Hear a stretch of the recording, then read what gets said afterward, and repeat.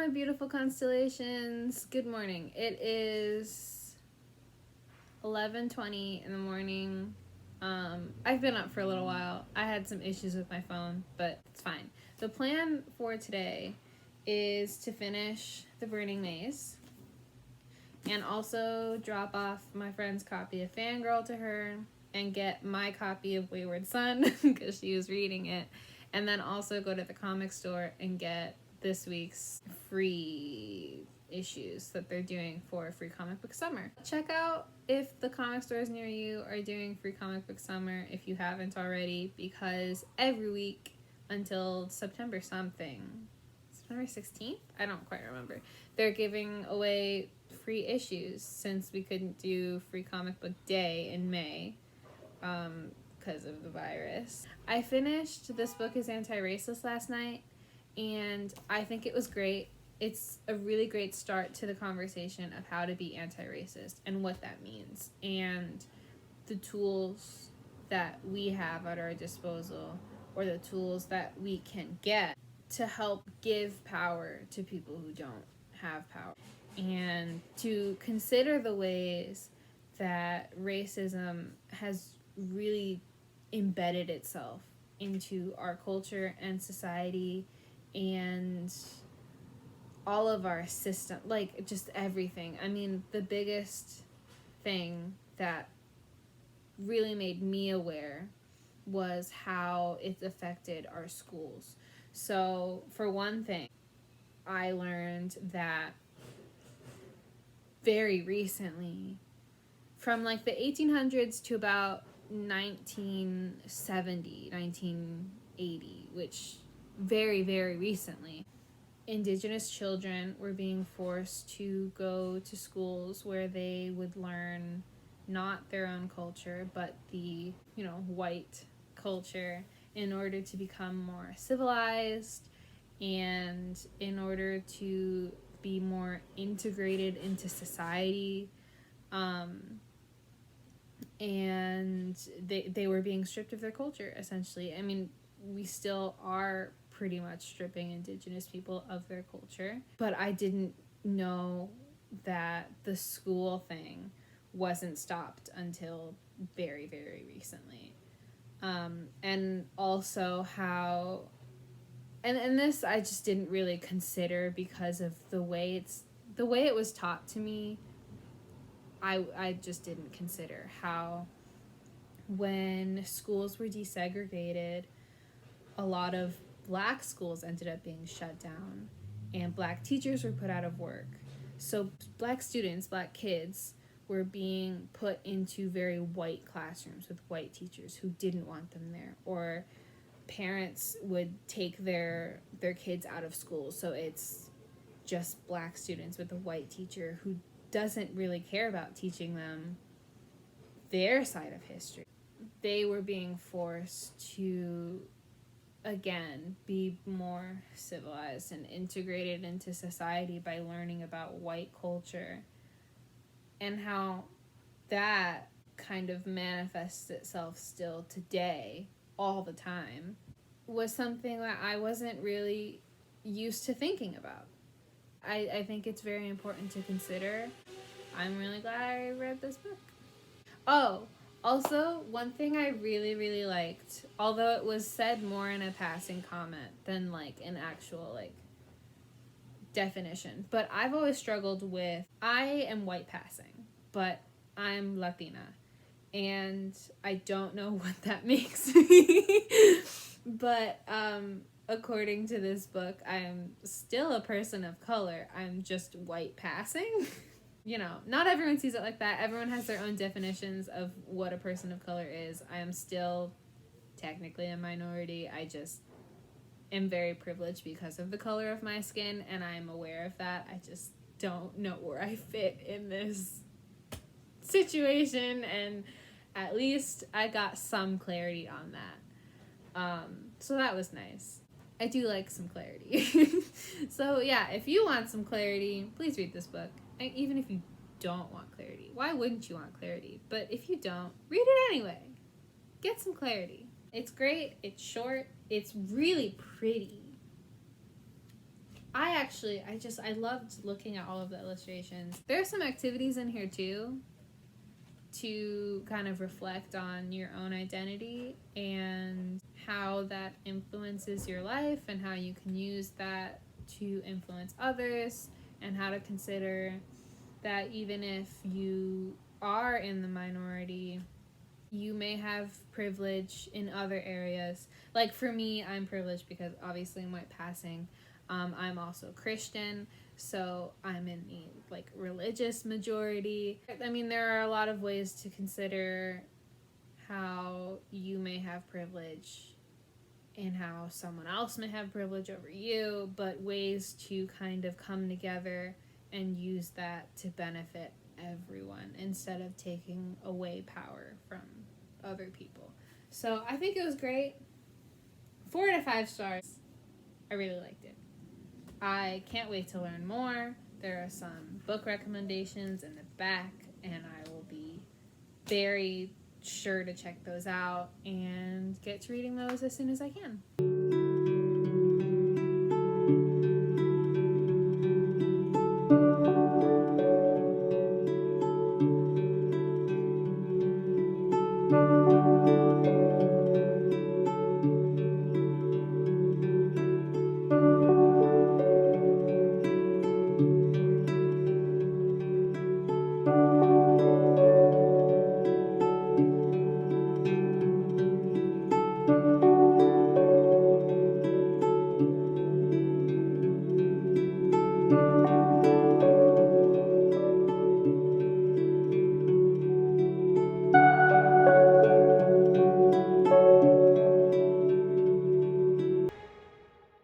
Two things.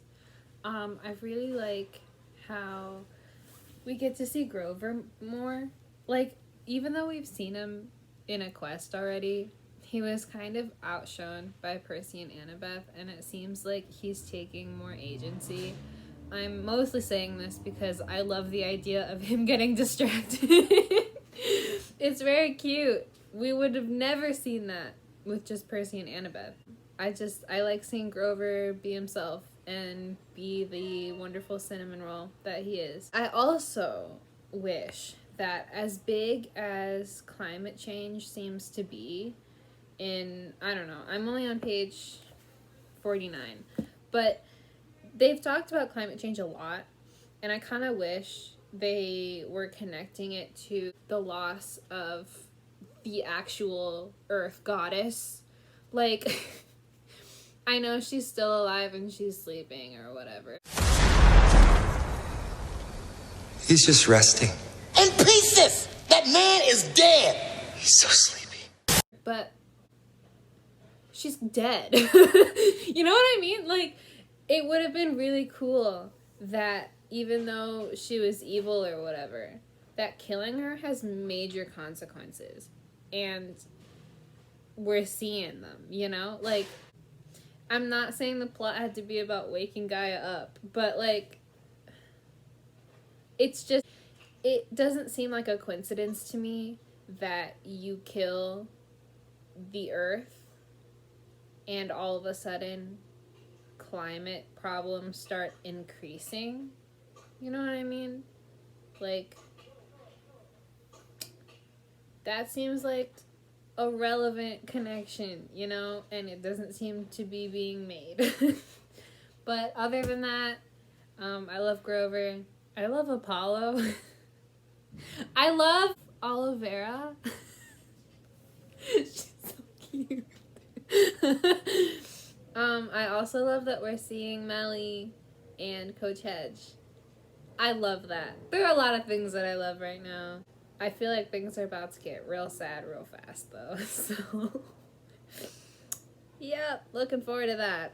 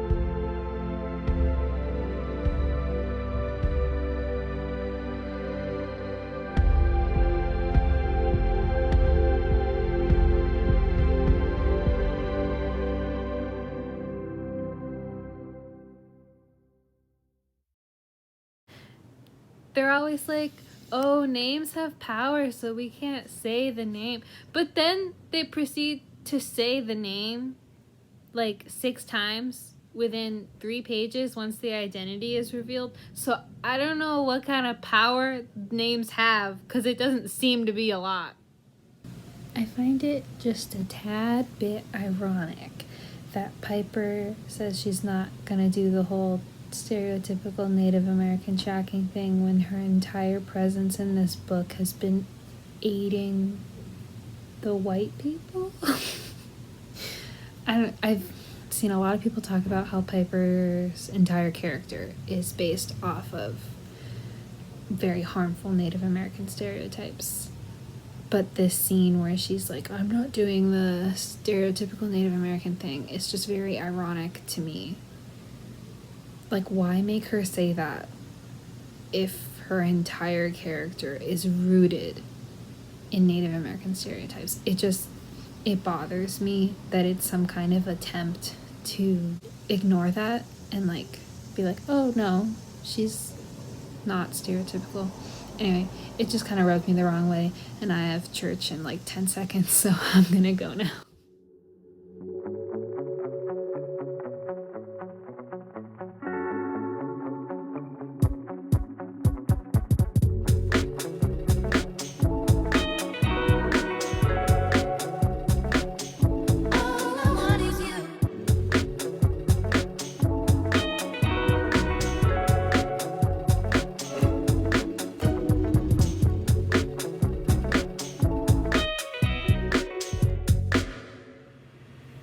Good morning. It is day 6. I apologize if you can hear construction, or if at any point in this one on or from prior clips if you heard like a giant smacking sound.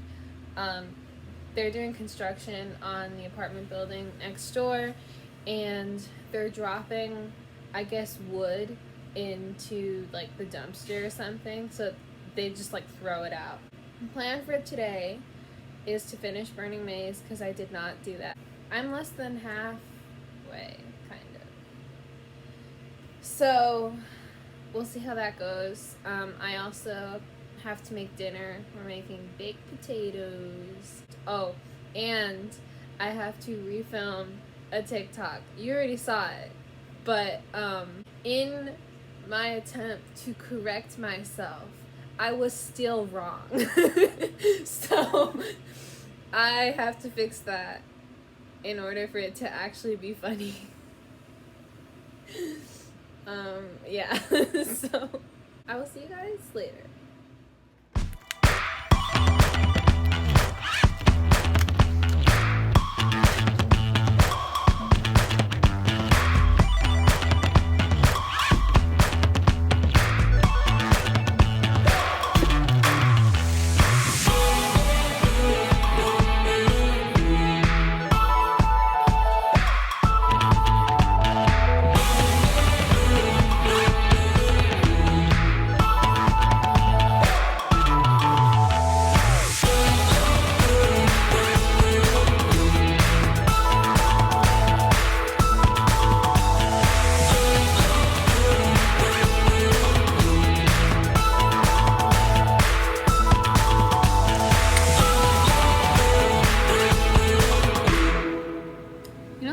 I really like that Piper was the one to break up with Jason.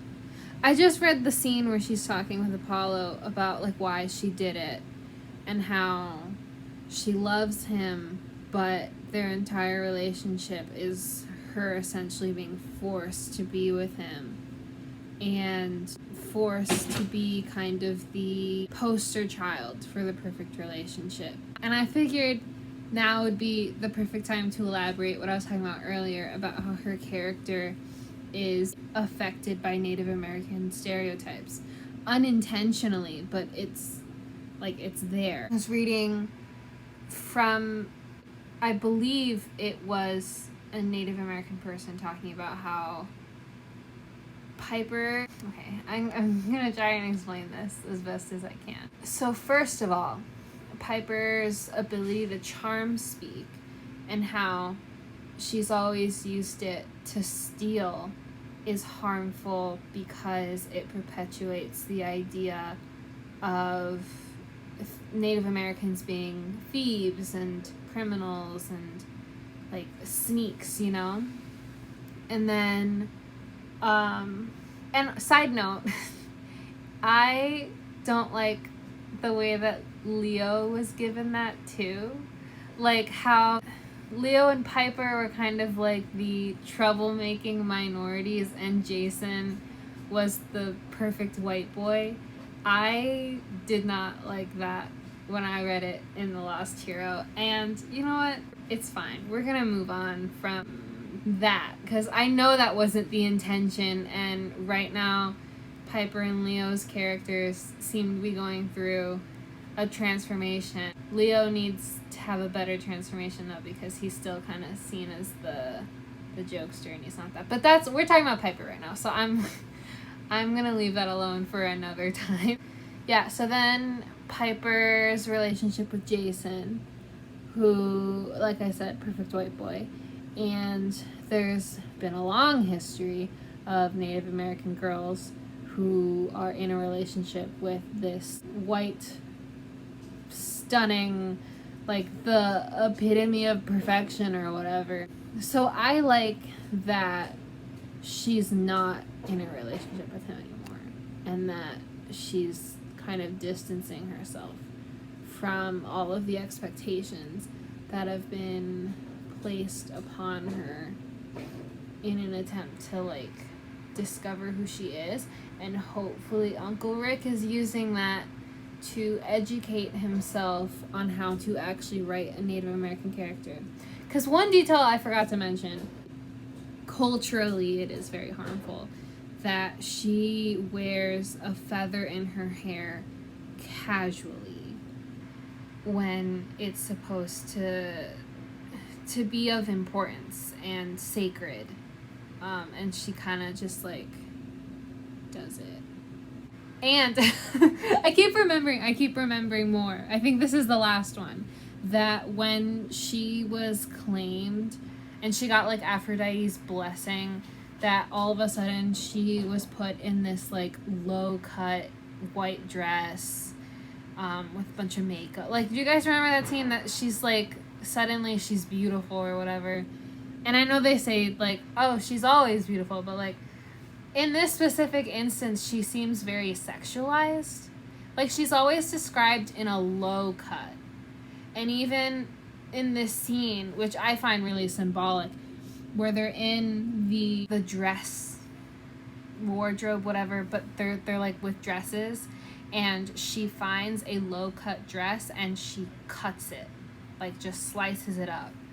And I mean, that's great for like moving on from that and like refusing to be a part of the stereotypes that she's been a part of before. But like everything about her introduction and her previous encounters has been perpetuating stereotypes that are so deeply ingrained in our culture because we've stripped Indigenous people of their humanity.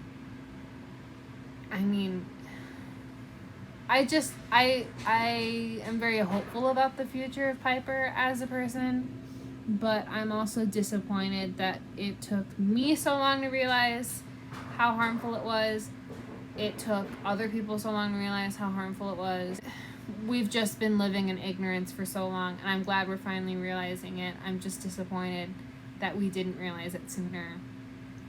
So, I don't know. I like Piper, and she is amazing. She's gonna continue to be amazing, but hopefully in an even better way. That's all I kind of have to say about that. I'll find a way to talk about Leo with clear thoughts. Because I have a lot to say about Leo, especially with what he means to me. So, yeah. I knew it was coming because I had been spoiled a really long time ago. But I am still sad.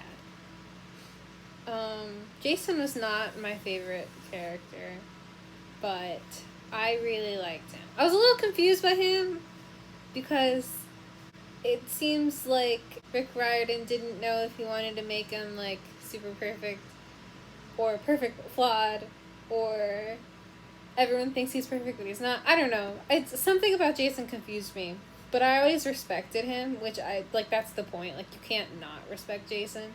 And even when he had his heart broken, he still always put the other people around him first. And it just makes sense that, like, that's how he goes. It's like an Endgame. The way that Tony Stark died, it just made sense. With Jason, it just makes sense. I feel like he wasn't set up to have a happy ending. He's a child of the king of the gods. He's super powerful. He has always been a leader who puts other people first. He's always been the underdog. It just, to keep him alive, would have been too unrealistic, which I know kind of sounds stupid, but it makes sense that he sacrifices himself like this.